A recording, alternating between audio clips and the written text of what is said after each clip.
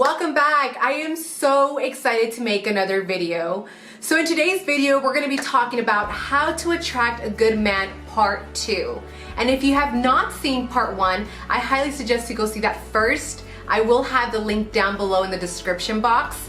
So with that said, let's get started. Your love is devoted, like a ring of solid gold, like a vow that is tested, like a covenant of... If you are new to my channel, my name is Roxy. I do make videos to give biblical advice, life advice, and I also like to share my perspective in Christianity, ladies. So in this video, it's gonna be broken down in 3 major steps.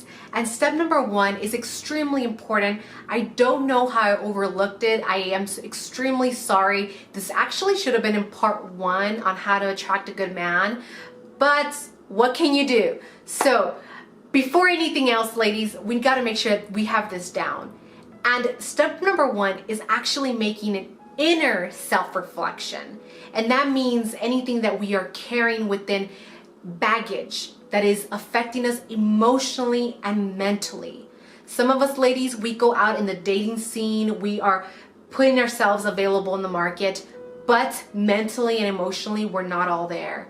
You know, whatever happened in the past, if it regards your childhood or just recent or a bad breakup, we let those type of problems define us. With that said, letting it define you, it ends up molding you, and it ends up scaring good men that could potentially be your husband, but you're scaring them off because you have all this baggage and you think it is well hidden in your heart, but little do you know it's really out there. You know, these men can see how you interact with people, they can see your personality, they can see everything, you know. And a lot of us, we are very connected emotionally. Our emotions show a lot as women, most of us do.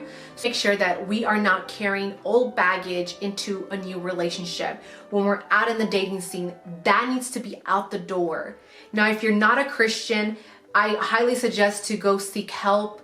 Look for a counselor, receive some therapy, do something. You need to get rid of all that bad baggage. Now, if you are a Christian, ladies, my Christian ladies, you know what we need to do. We give our problems to the Lord, and the Lord takes care of those problems and removes all that burden that is bothering us and molding us to a terrible person that we are not to be. A perfect example would be like if we ended a very bad relationship and, for instance, that person cheated on us. We take that bad relationship and we start using that to define other men. Now that is bad, ladies, because when we start doing that, we start making poor judgment on other men that don't even deserve it. Okay, with that said, you know, when we start dating or we start getting to know a particular man, we can't accuse them and hold them accountable for what your past relationship did to you.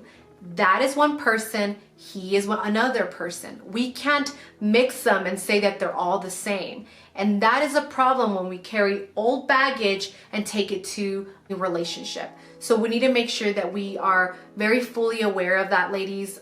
We don't want to jump to a relationship where we're really mentally and spiritually and emotionally broken. We need to make sure that that is taken care of first before jumping into a different relationship, because that can really affect us in the long run. Alrighty, ladies, so step number 2. And step number 2 is a question to you. So where are you meeting these men? And the question is extremely important because it really says a lot of someone's character. Now, if you were to meet someone at the club or meet them at church, those are 2 completely different people. And for us Christians, that is extremely sensitive. We wouldn't, as a Christian woman, we wouldn't even dare to be at a club, okay? We avoid places like that. Okay, but if you're a non-Christian and you are going to the club and you are expecting love, trust me, you're not gonna find it. You're doing the same thing and expecting a different outcome. It's just impossible. And I'll tell you, based on experience, I used to go clubbing a lot. I've seen a lot of things that are just so ugly, very disturbing, and men are only there for the wrong reason. They're there to get intoxicated, they're there to do the worst, and they're there to do one thing to you, and that is it. Don't know how many times I've heard this from multiple people, especially non-Christians, saying, I'm just so tired, I'm going to the club, I go to the bar, and these men are pigs, they're dirty, and I'm just like, what do you expect? So we need to be very smart with that, ladies. Obviously, it'd be a lot better if you found someone at church, through a dating app, or even through family or friends. You're better off there than going to the club. Now, for church, you don't want to be there for the wrong reason, and you're seeking for your spouse, looking like that's wrong. You're there for God, and God is our true love. And having God on our side, He helps us, lead us to the right direction to find the good man, the good biblical godly man. So with that said, we're there, and then we start building relationships with people our age, and then the next you know it becomes a relationship, and who knows, potentially it can lead to marriage. Also have the dating app. The dating app, people are there intentionally to find true love for the most part. Now obviously you have those bad people that have the wrong intentions, and you have to be very cautious and alert and careful. Even same thing with social media. You got to be very, very careful. Okay? Look for good people and good qualities and values within that person. And step number 3 is to give the guy a break. Give him a chance. A lot of us ladies, we have such high standards that it becomes very impossible for anyone to meet. Now, I know some of us have this type of imaginary man in our mind of how we expect for him to look like, his appearance, his height, how much he should make, you know, financially, job, how he's supposed to be with the family, all these type of things that we expect and we want.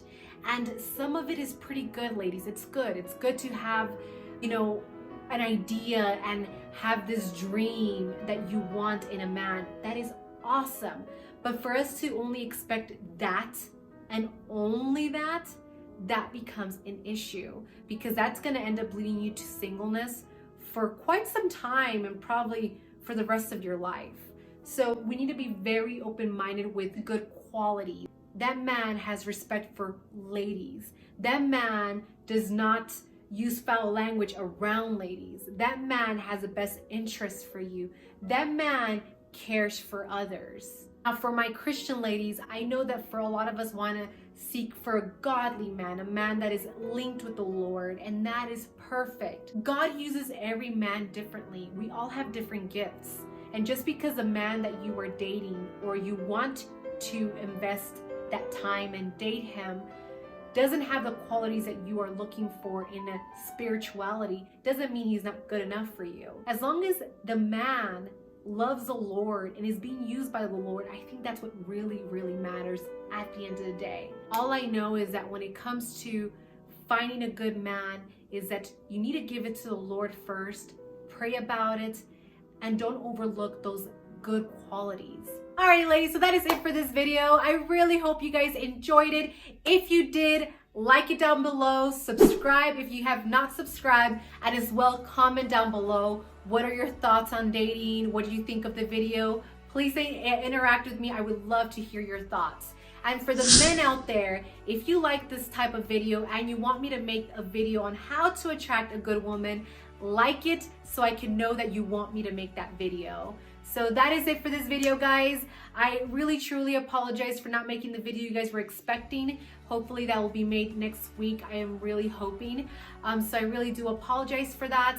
And please have me in your prayers, guys. It's been very tough. Last week it was really tough for me. And I think I'm also gonna take a break on the lives. The last live that I did was very harsh. It really took a huge toll on me spiritually. After that last live, felt like literally they took the life out of me. I don't know how to describe that, but it was a very uncomfortable feeling. Please just pray for me because it's tough. It's really tough out there.